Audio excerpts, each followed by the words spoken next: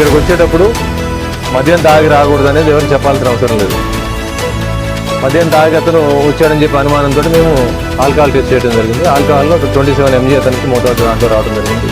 So దాని మీద కూడా అతనికి చర్యలు తీసుకుంటాం. సుబ్బు కంప్లైంట్ ఇచ్చేటప్పుడు ఫిర్యాదు ఎప్పుడు సమర్పిస్తానని చెప్పారు సార్, ఎందుకు అడిగారు? ఎఫ్ఐఆర్ రిజిస్ట్రేషన్ కావాలని ఇస్తా అని చెప్పేసి అన్నారు. సో మేము కూడా అదే అనుకున్నాం.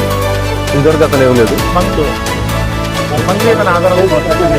మంగ్లీ ఇచ్చిన కంప్లైంట్ ఇచ్చారు. కంప్లైంట్ ఇచ్చిన తర్వాత దాని మీద మేము లీగల్ ఒపీనియన్ తీసుకొని ఏ విధంగా ప్రొసీడ్ కావాలని చెప్పేసి వెయిట్ చేస్తున్నాం. సుబ్బారావు ఆరోపణలకు సంబంధించి ఆర్థిక లావాదేవీలకు సంబంధించిన అంశం మాత్రం పంజాగుట్ట పోలీస్ స్టేషన్ ఎలాంటి సంబంధం లేదా? లేదు, పంజాగుట్ట పోలీస్ స్టేషన్ ఆ మైక్రో ఫైనాన్స్ సంబంధించిన దాంట్లో పెట్టుబడి పెట్టిన విషయాలు కానీ మాకు ఎటువంటి ఫిర్యాదు రావడం కానీ ఆ పరిధి కూడా మా దాంట్లో రాలేదు. ఒకవేళ మాకు కనుక కంప్లైంట్ కానీ ఇస్తే కన్సర్న్ పోలీస్ స్టేషన్ మేము దాన్ని ఫార్వర్డ్ చేయడం జరుగుతుంది. అన్ని కావాలని అడిగారు సార్. మీరు సుబ్బు ఫిర్యాదు మీద ఎలాంటి చర్యలు తీసుకున్నారు, మంగ్లీ ఫిర్యాదు మీద ఎలాంటి చర్యలు తీసుకున్నారు? ఇప్పటి వరకు జరిగింది ఏంటి? ఎవరైనా ఎవిడెన్స్ సమర్పించారా? సుబ్బారావు గారు వారం రోజుల క్రితం మాకు పోలీస్ స్టేషన్లో కంప్లైంట్ ఇవ్వడం జరిగింది. కొంతమంది వ్యక్తులు అతన్ని బెదిరించారని చెప్పి, మధు తదితరులు బెదిరించారని చెప్పి, దాంట్లో మంగ్లీ అని చెప్పేసి ఒక సెలబ్రిటీ వాళ్ళ తమ్ముడు ఉన్నారని చెప్పేసి దాంట్లో పర్టికులర్గా ఆయన మెన్షన్ చేశారు. దాంట్లో బెదిరించారు, తర్వాత మమ్మల్ని తిట్టారని చెప్పేసి ఆయన కంప్లైంట్ ఇచ్చారు. ఆ కంప్లైంట్ అనేది నాన్ కాగ్నిజబుల్ ఇంగ్రీడియంట్స్ ఉండడం వల్ల మేము కోర్టు పర్మిషన్ తీసుకొని దాంట్లో కేసు రిజిస్ట్రేషన్ చేయడం జరిగింది.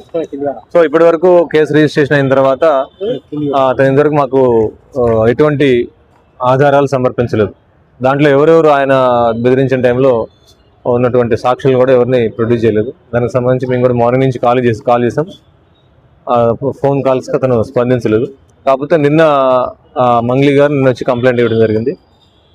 సత్యావతి మంగ్లీ ఆ కంప్లైంట్ ఇచ్చిన దాని ప్రకారం కూడా మేము కంప్లైంట్ తీసుకొని దాని మీద లీగల్ ఒపీనియన్ కోసం పెట్టాం. అది సాటర్డే